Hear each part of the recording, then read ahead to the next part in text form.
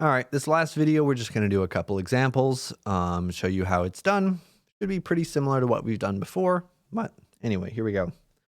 So, find these four limits. Again, I highly recommend you try these problems yourself first until you get stuck, and then you can use me to check your answers. Well, I guess you have the answers online anyway. You can use me to check the process or if you get stuck. So as our input is getting really close to 1, what is our output doing? Well, from the left of 1, from the left of an input of 1, the output's approaching 2. From the right, the output's also approaching 2. So it's 2. As our input approaches 2, what is our output approaching? 1. As our input approaches 3, what is our output approaching? Oh, it's different. From the left, it's -1. From the right, it's +2. Well, this limit does not exist.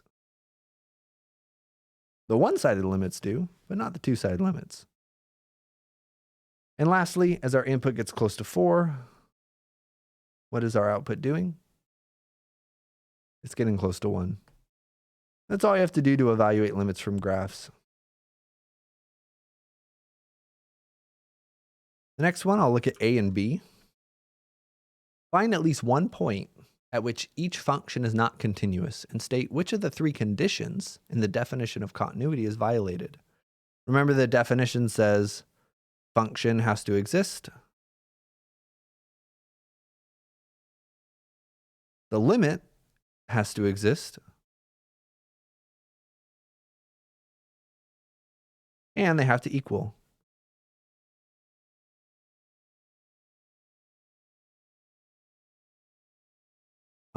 There's no real order for these first two. I don't care what order you use. The online homework has an order. Just follow whatever instructions things are saying. But yeah, these are the three. So again, these are, well, maybe I'll look at A and E instead. I don't know. So yeah, let's look at A and E. So A is a rational function, and we said rational functions are continuous everywhere on their domain.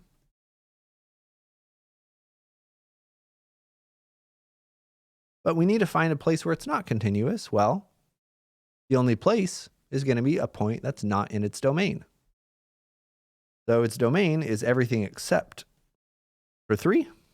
So it won't be continuous at 3. And you can use graphs to help you. All right. X plus 5 over X minus 3.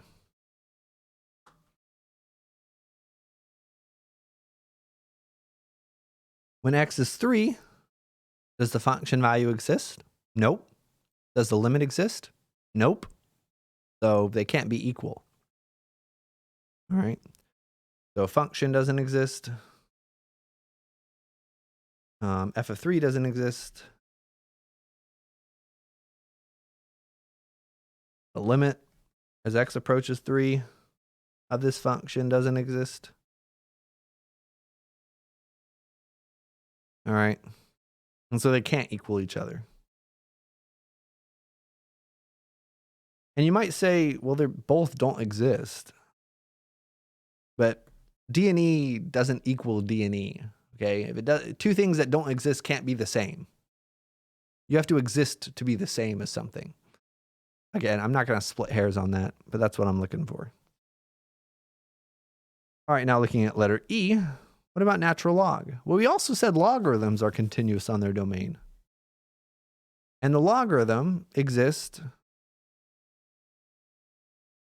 It's continuous on its domain. And its domain is when the input is positive.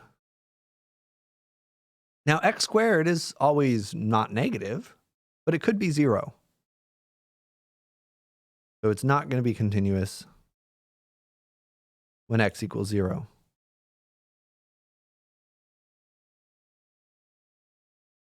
All right, and then we can use Desmos to help us out. Natural log of x squared. Oh, you can see, yeah. As x goes to 0, it's shooting off to negative infinity. So even though it looks like it's getting close together, that's just the way that the program looks. It never actually touches. It never actually connects. Okay. Here's a way to see it a little bit better.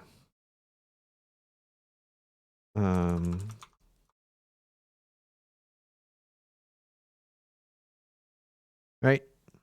They're not touching. I don't care how far you go down. You might say, oh, it looks like they're touching now. Well, let's just zoom in more.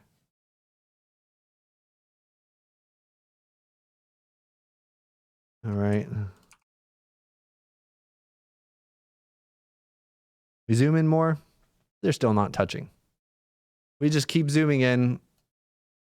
Oh, look, it looks like they're touching. Well, if we zoom in enough. All right, this is going to make my head hurt. If we zoom in enough, they won't be touching. There is a discontinuity. It's an infinite discontinuity. It goes off to infinity. So function doesn't exist. F of 0 does not exist. The limit doesn't exist either. You could say it's a negative infinity, but technically it doesn't exist. So again, all three conditions fail. And that's how you do these problems. Let me know if you have any questions. Have a good one. Bye-bye.